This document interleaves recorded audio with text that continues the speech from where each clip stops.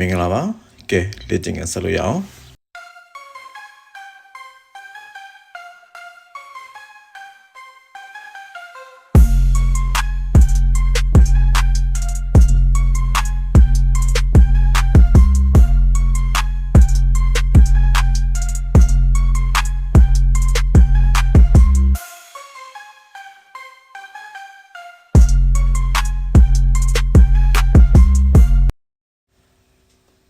ပထမမေးခွန်း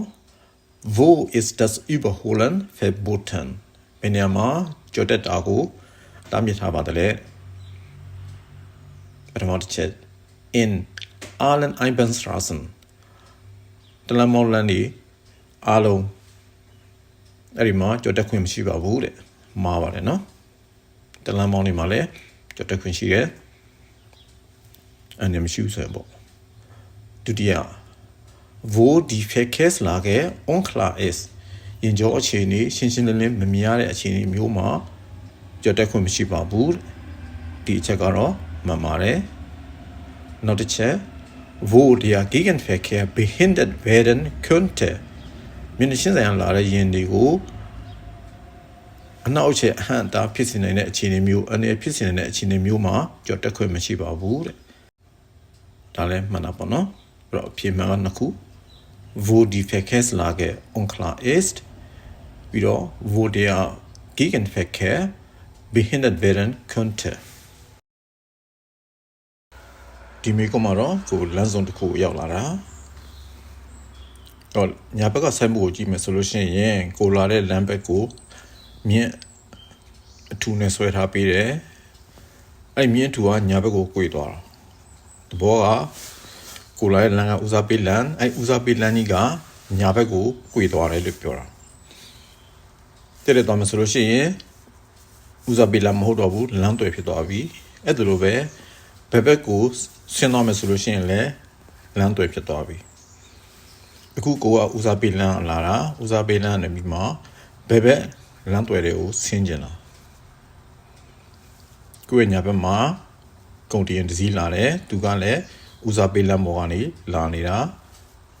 ဘယ်ကွေ့ပြီးဦးစားပေးလမ်းအတိုင်းဆက်သွားမှာသူက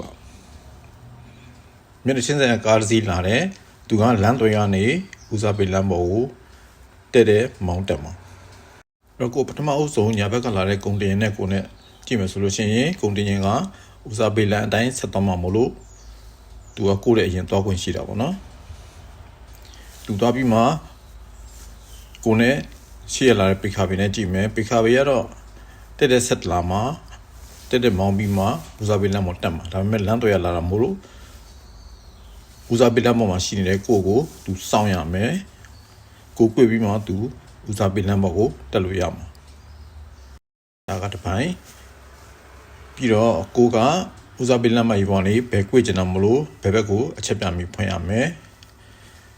ညာဘက်ကကုန်တင်ရင်ကလည်းဦးစားပေးလမ်းအတိုင်းဘယ်ဘက်ကို꿰ပြီးဆက်သွားမှာမလို့ဘယ်ဘက်ကိုအချက်ပြပြီးဖွင့်ရမယ်ရှေ့မျက်နှာရှင်းဆိုင်လာနေတဲ့ပိခါဘီကတော့လမ်းတော်ရလာတာဒါပေမဲ့သူကဘယ်မှမ꿰ဘူးတက်တဲ့လမ်းမကြီးပေါ်ကိုမောင်းတက်မှာဒီတော့သူကတော့အချက်ပြပြီးပြဆံမလို့ဘူးမေကွန်က wer muss blinken ဘယ်သူအချက်ပြပြီးဖွင့်ရမလဲပထမတစ်ချက် der Gründe LKW ကုန်တင်အစိမ်းမှာတဲ့ဒီချက်ကမှန်တာပေါ့နော်ဒုတိယကတရားဘလောက်ပဲခါပြီးကားအပြားတဲ့သူကတော့အချက်ပြမိဖွင့်စရာမလိုဘူးတက်တဲ့မောင်းတမှာမို့ဒါကြောင့်ဒါကမှားတယ်ပြီးတော့ ich selbst ကိုရိုင်းမှာတဲ့ကိုကလည်းဦးစားပေးလမ်းပေါ်ကနေလမ်းတွေတဲ့ကိုဘယ်꿰ပြီးဆက်မှာမို့အချက်ပြမိဖွင့်ရမယ်ဒါကြောင့်ဒါလည်းမှန်ပါတယ်အဲ့တော့အဖြစ်မှန်ကတရား Gründe LKW ပြီးတော့ich selbst. Nomigo, was ist in der hier beginnenden Zone erlaubt? ဒီလိုလက်အမှတ်သားနဲ့အစပြုထားတဲ့ပြပုံအတွင်းမှာဘာကိုခွင့်ပြုပါသလဲခွင့်ပြုတာအောင်မေးတာနော်တားမြတ်တောင်မေးတာမဟုတ်ဘာကိုခွင့်ပြုပါသလဲပထမတစ်ချက် das Packen wann eine Packscheibe benutzt wird Packscheibe တခုအသုံးပြုမယ်ဆိုလို့ရှိရင်ဒီမှာရနာခွင့်ရှိပါတယ်တဲ့အဲ့ဒါတော့ရနာခွင့်မရှိဘူးเนาะ ဒါကြောင့်ဒီအချက်ကမှားပါလေ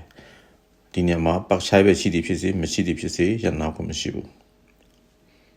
ဒုတိယတစ်ချက်က das Halten zum B oder Anladen sowie zum Aus- oder Einsteigen ပစ္စည်းအတင်ချလုပ်ဖို့ဒါမှမဟုတ်ကားပေါ်ကအတက်အဆင်းလုပ်ဖို့ခဏရက်ခွင့်ရှိပါတယ်ဒီချက်ကမှန်ပါတယ်ခဏရက်လို့ရတယ်ပြီးတော့ das Halten bis zu 3 Minuten 3မိနစ်အထိခဏရက်ခွင့်ရှိပါတယ်ဒီအချက်လည်းမှန်တယ်အဲ့တော့နှစ်ခုပေါင်းကြည့်မယ်ဆိုရင်ပစ္စည်းအတင်ချလုပ်ဖို့လူအတက်ဆင်းလုပ်ဖို့3မိနစ်အထိဒီမှာခဏရက်လို့ရတယ်ရက်နာထားလို့မရဘူးအဲ့တော့အဖြစ်မှာနှစ်ခုနော်Das Halten zum B- oder Anladen sowie zum Aus- oder Einsteigen. Das Halten bis zu 3 Minuten. အခုတော့ကိုလမ်းစုံတစ်ခုရောက်လာတယ်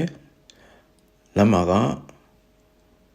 အမှတ်အသားထောင်ထားတာမရှိဘူးညဘက်လမ်းထဲကိုကြည့်ရင်ကအပြားတစ်စီးထွက်လာတယ်သူကတက်ဆက်သွားတင်တာဘယ်ဘက်လမ်းထဲကိုကြည့်ရင်transporter တစ်စီးထွက်လာတယ်သူကတော့ဘယ်ဘက်ကို꿰ပြီးကိုယ့်ရဲ့လမ်းကြောတွေကိုဝင်လာချင်တာကိုကတက်ဆက်သွားမှာအဲ့ဒီမှာလမ်းအမှတ်အသားမရှိဘူးဆိုတော့ညာဘက်ကသူကဦးစားပေးရမှာပေါ့နော်အဲ့တော့ကအပြအရင်သွားမယ်သွားပြီးရင်ကိုဖြတ်သွားမယ်ပြီးမှဘယ်ဘက်ကလာတဲ့ transporter ဆက်သွားရမှာပေါ့မိဝန်က welches Verhalten ist richtig ဘလို့ပြုမှုလို့ဆောင်ခြင်းကမှန်ကန်ပါတယ်လေပထမတစ်ချက် ich muss dem Transporter Vorfahrt gewähren ကိုအနေနဲ့ဘယ်ဘက်က transporter ကိုဦးစားပေးတွားစေရပါမယ်တော့ဒီချက်ကမှားတာပေါ့နော်နောက်တစ်ချက် ich muss dem blauen PKW Vorfahrt gewähren ကအပြာကိုဦးစားပေးတွားစေရမှာပါဒီအချက်ကမှန်ပါတယ်နောက်တစ်ချက်က ich habe Vorfahrt vor dem Transporter ဘယ်ဘက်က transporter ရဲ့အရင်ကိုကဦးစားပေးတွားခွင့်ရှိပါတယ်ဒီချက်ကမှန်တာပေါ့နော်အဲ့တော့အဖြေမှာကနှစ်ခု ich muss dem blauen PKW Vorfahrt gewähren ပြီးတော့ ich habe Vorfahrt vor dem Transporter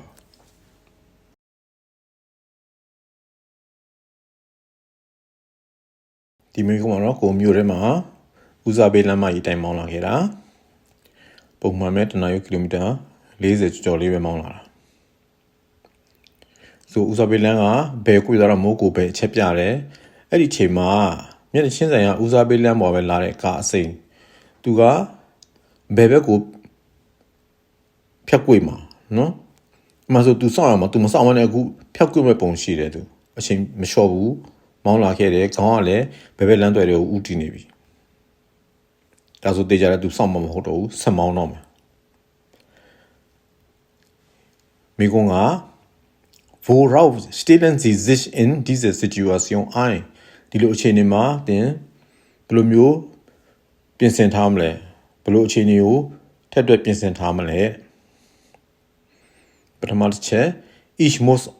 auf meine Vorfahrt verzichten ကိုကဦးစားပေးတဲ့ပုံမှာမလို့ဦးစားအရင်တွားခွင့်ရှိတာဦးစားပေးလမ်းတိုင်းဆက်သွားမှာမဟုတ်ဒါပေမဲ့ရှေ့ရကားကကိုယ်ကိုမဆောင်မနဲ့သူအတဲအတန်ဘဲကွေ့ဖို့လုပ်နေတာမြင်တဲ့အတွက်ကြောင့်ကိုယ့်ရဲ့ဦးစားပေးရမယ့်အခွင့်အရေးဦးစားပေးသွားရမယ့်အခွင့်အရေးကိုစွန့်လွတ်ပြီးတော့သူ့ကိုပဲစောင့်လိုက်ပါမယ်တဲ့တော့ဒီအချက်ကမှန်တာပေါ့နော်ကိုမဆောင်ဘူးဆိုလို့ရှိရင်သူနဲ့ကိုနဲ့အန်ရရှိပြီးပြဿနာဖြစ်လို့ဖြေရှင်းခြင်းဆိုရင်ကိုကနိုင်မှာဆိုပေမဲ့ပြဿနာတော့အရင်ဖြစ်တော့မှာအန်ရရှိတော့မှာဒါကြောင့်မလို့ပြဿနာကိုရှောင်တဲ့အနေနဲ့ကိုကကိုယ့်ရဲ့အခွင့်အရေးကိုပဲစွန့်လွတ်လိုက်ပါမယ်ဒီချက်ကမှန်တာပေါ့နော်နောက်တစ်ချက်က die Fußgängerin überquert die Straße ညာဘက်လူသွားလမ်းမှာသွားနေအမျိုးသမီးကလမ်းဖြတ်ကူးမှာကိုထက်တွက်ထားရမှာတဲ့ဒါတော့မှားတယ်သူလမ်းဖြတ်ကူးမဲ့အခြေအနေမရှိဘူးနောက်တစ်ချက်က der gelbe PKW wiegt nach links ab ကားအဝါက ဘယ်ကိုဖြောက်ကွေ့လိမ့်မယ်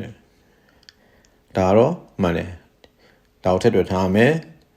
အခြေအနေကသူကဖြောက်ကွေ့မဲ့သဘောရှိတယ်ဒါကြောင့်မလို့လဲကိုရဲ့ဖောဖာကိုစွန့်လွှတ်ရမှာအဖြေမှဒီမှာနှစ်ခုပေါ့နော် Ich muss auf meine Vorfahrt verzichtenပြီးတော့der gelbe PKW biegt nach links ab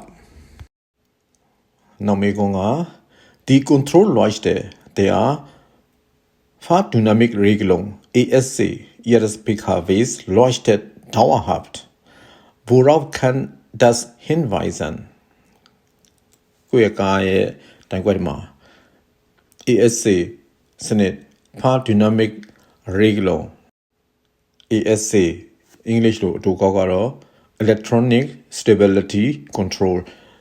သူကားကိုတည်ငြိမ်အောင်ထိန်းချုပ်ပေးတဲ့ထိန်းသိမ်းပေးတဲ့စနစ်အဲ့ဒီစနစ်ကတိုင်ကွက်မှာမီးလင်းနေတယ်တစ်ချိန်လုံးမီးလင်းနေတယ်ဒါဆိုလို့ရှိရင်ဘာကိုအချက်ပြနေတာပါလဲတဲ့ဒါဒီစနစ်ကပုံမှန်အဖြစ်တော့ तू မလင်းဘူးဘာကြောင့်မလဲ तू ကားမှာပုံမှန်အလုပ်လုပ်နေတာဆိုတော့မလင်းဘူးအခုတော့ပုံမှန်မဟုတ်တဲ့တိုင်ကွက်မှာအဲ့ပုံစံလေးနဲ့ပြနေတယ်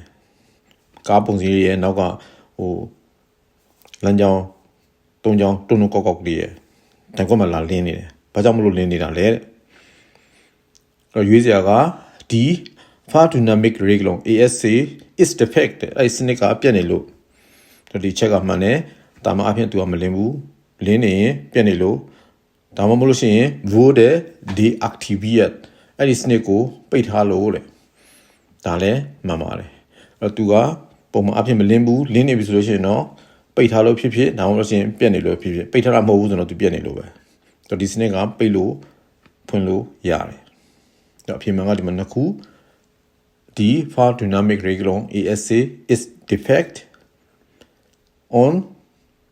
die Fahrdynamik Regelung ESC wurde deaktiviert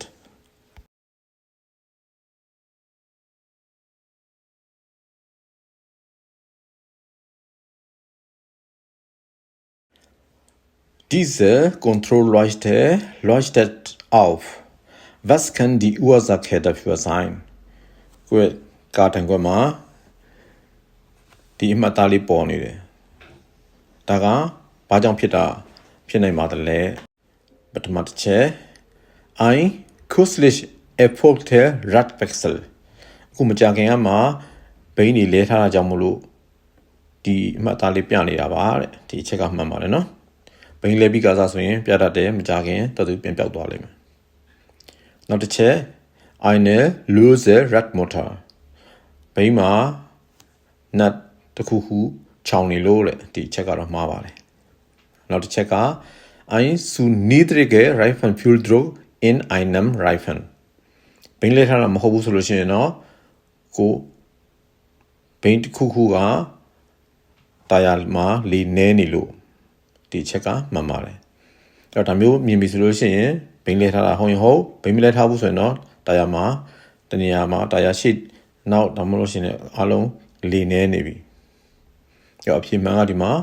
ein kürzlich erfolgter Radwechsel ပြီးတော့ ein zu niedriger Reifenfühldruck in einem Reifen